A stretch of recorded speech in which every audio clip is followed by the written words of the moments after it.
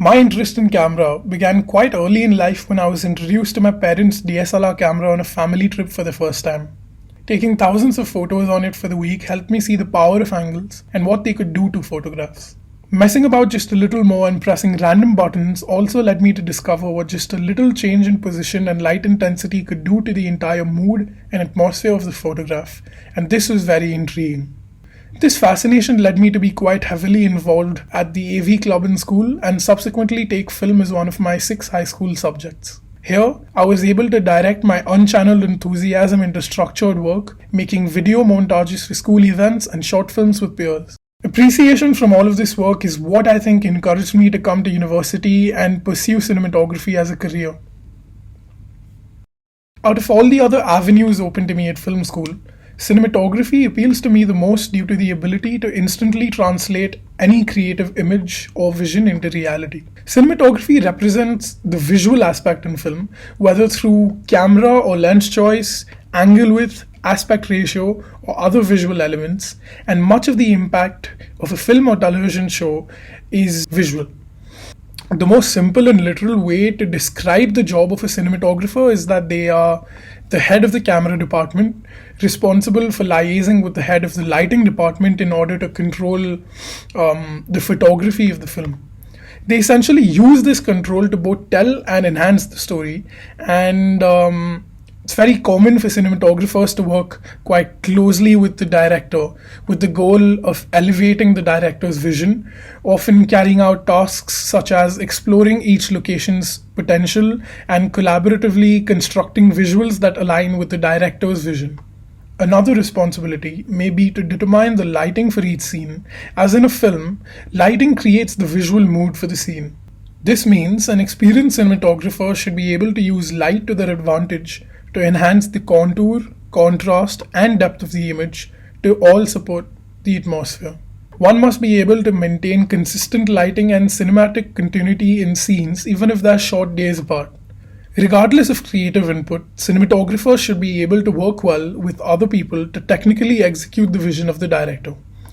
It is also essential for a cinematographer to thoroughly know their equipment so they can take informed decisions to create the desired movement, tone, and light. Having been born and brought up in Mumbai has meant that Bollywood has had a huge impact on how I consume film. Till just before high school, Bollywood movies were always an escape from a hectic school day and a break from real life, where I could experience comedy, action, dance numbers, and everything else packed into 3 hours, while most Hollywood films didn't appeal to me that much. I watched Moonlight by Barry Jenkins in 2017 as it came out, and it was one of the first films I watched with the intention of observing the craft of filmmaking and seeing cuts, cinematography, and soundtracks. For almost a week, the excitement from this film caused me to watch anything and everything related to the film online. I came across a few clips of James Laxton, the DP, where he provided insights into the making of the film and rewatched the film after. Both the film Moonlight and James Laxton have been heavily influential for me, as I believe they changed the way I view and consume film as an art form. Therefore, I will be analyzing a segment from Moonlight, particularly the scenes just before the fight between the protagonist and his friend, to the aftermath, and how James Laxton uses cinematography to evoke various emotions in the audience. The cinematographer James Laxton has often been praised for his exceptional method of shooting dark-skinned characters in the film, utilizing key and fill lights to accentuate the sides of their faces in order to build a certain distinction and therefore conceive authenticity of their skin tone, and also to partly establish location. Laxton accentuates the dark complexion by creating a certain differentiation between sunlight and moonlight, and also a glaze from natural sweat to chisel the face of each character.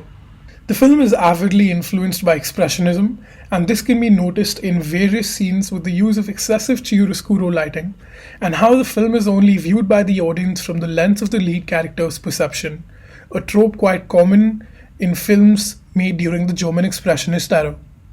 Laxton also uses movement to repeatedly set the mood for scenes, and one example can be seen as a trailing camera movement with silence acts as the perfect calm before the storm, where Chiron walks in to take revenge by smashing the perpetrator of the fight in the back with a chair, giving the audience a certain sense of satisfaction for which they have been longing and a deserved retaliation they have been rooting for.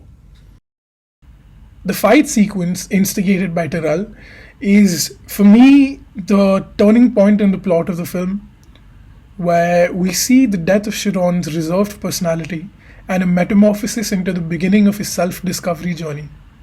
Camera work in the sequence likewise builds up clear distinction between Chiron and Kevin, Chiron maintaining his true identity and Kevin giving into societal pressures, becoming pugnacious and antipathetic, opposed to his reserved and kind nature when only with Chiron. As Kevin and Tyrell discuss the game in the cafeteria, the camera glides along behind Chiron, who has just entered the playground. Camera work seems to be purposefully lymphatic to add weight to the shot and also portray the territory belongs to Tyrell. Somewhere he possesses offhand dominance and Chiron is not welcome. To symbolize Tyrell's dominance further, the camera spirals a 360 degree, signifying the prevailing tension and anxiety he faces whilst at school. The spiraling camera movement is a motif repeatedly used by Laxton throughout the film with a subtext. To heighten a conflict, a tight close-up from a wide lens accentuates Chiron's face, portraying societal claustrophobia, and this also makes us question Kevin's morality of punching his friend. The circling camera signifies the impulsive community of young boys and a strong affinity they have amongst themselves. This is seen everywhere, may it be a sport, playground altercation, or inspecting each other's private parts in elementary school. A similar pivoting development in camera work can be seen once more, however threateningly accelerated this time. Both friends duped into fighting are enveloped with desperate taunting adolescents as a furiously rotating camera is etched around them. Camera work here embodies Chiron's terror of perpetual oppression. Unlike Terrell in the cafeteria, he does not belong in this milieu. Contrastingly, the fluidity in camera movement is replaced with close, claustrophobic shots of Chiron as he breaks down in isolation in the following scenes in the principal's office and his own bathroom. This not only brings the audience up close proximity with him, forcing them to empathize with the turmoil he experiences, but this is also symbolic of the captivity he feels, one that he perhaps is now going to push to break out of. The eerie low-key lighting, coupled with the flickering sound of the tube lights and the rustic green-colored tint in the bathroom scene, all symbolizes the collective mood of rage, perhaps disgust and self-reflection as well. Chiron's acceptance of the duality of his gender and nature is a transformation into acceptance of his sexuality eventually.